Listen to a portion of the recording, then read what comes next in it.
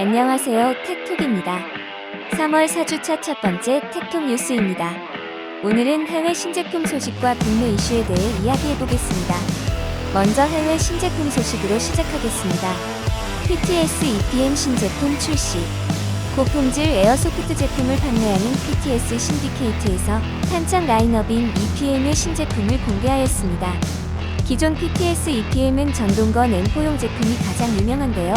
고품질 폴리머 중 하나인 듀폰트사의 자이테를 사용하여 고급스러운 외관과 튼튼한 내구성을 가지고 있었습니다. 또한 150발의 높은 장탄수와 빠른 급탄 속도로 고성능 전동건을 빌드하는 많은 유저들이 사용하고 있었는데요.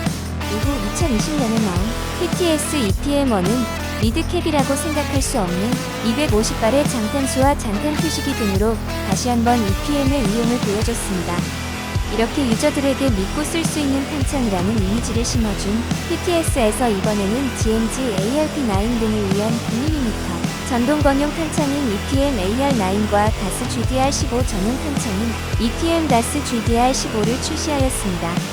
GMG ARP9은 저렴한 가격, 순정 상태에서도 뛰어난 성능, 거기에 더해 높은 튜닝 포텐셜로 9mm 기반의 전동건을 세팅하려는 유저들에게 인기가 많은 제품인데요.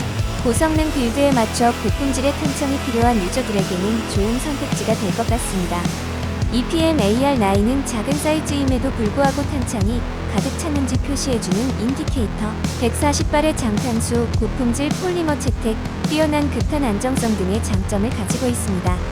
다음으로 EPM 다스 GDR15는 국내 업체인 GBLS에서 생산한 GDR15의 전용 탄창입니다. GDR15는 볼트 캐리어가 움직이는 방식의 전동건으로 유니크한 작동 방식과 리얼리즘 등으로 인기를 끌고 있지만 탄창의 비비비비 지속적으로 이슈가 되었던 적이 있었습니다.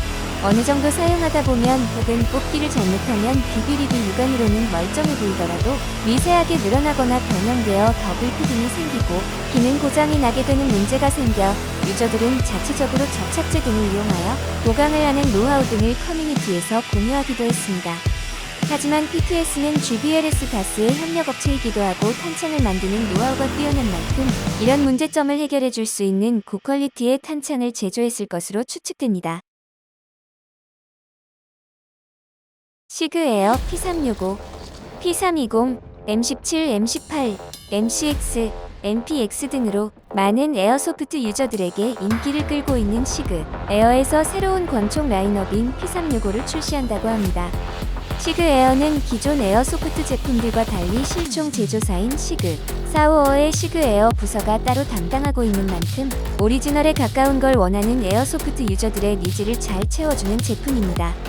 OEM을 담당하고 있는 VFC도 외관 보증을 잘하기로 유명한 브랜드인 만큼 높은 리얼리티와 준수한 작동성 등으로 큰 인기를 끌고 있었지만 부족한 제품 라인업으로 많은 유저들이 MCX GBB를 기다리고 있는 와중에 미국에서는 EDC, CCW로 많이 사용되는 P365의 에어소프트 버전이 프리오더를 시작했습니다.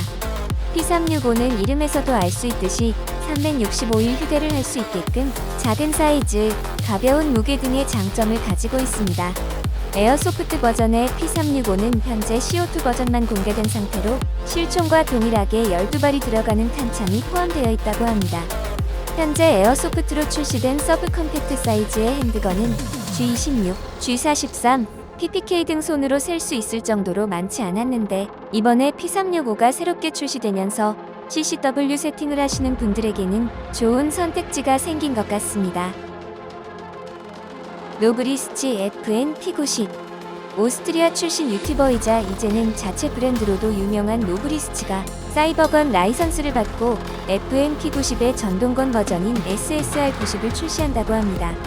노브리스치 제품군 중 처음으로 라이선스를 받고 출시되는 에어소프트건이며 기존 노브리스치 에어소프트건 제품군과 같이 순정 상태에서도 뛰어난 성능을 보여줄 것이라고 합니다.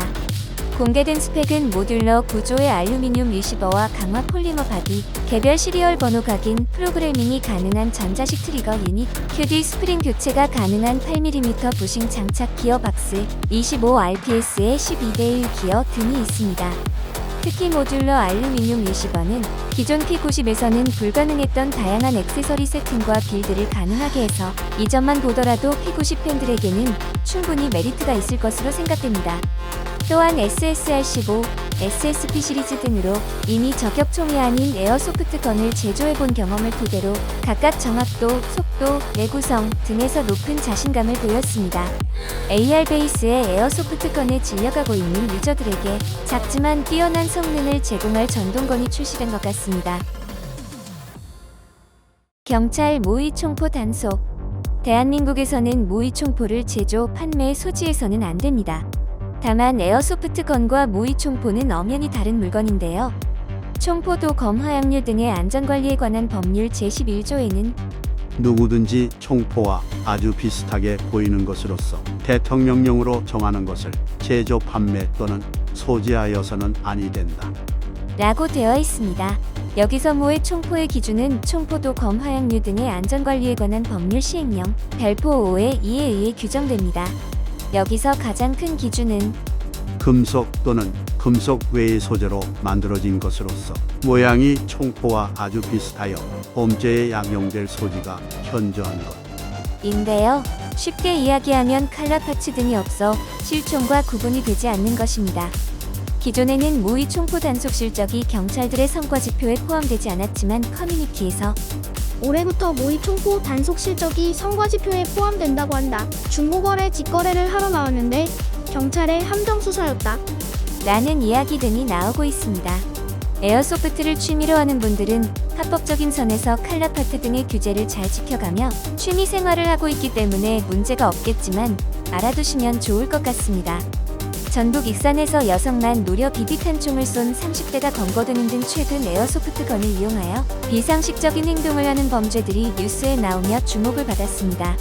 대부분의 에어소프트 유저들이 규제 완화와 인식 개선을 위해 노력하고 있지만 일부 몰상식한 사람들의 비상식적인 행동으로 인식이 안 좋아지고 규제가 강화되는 일들이 생겨날 것 같아 아쉽습니다.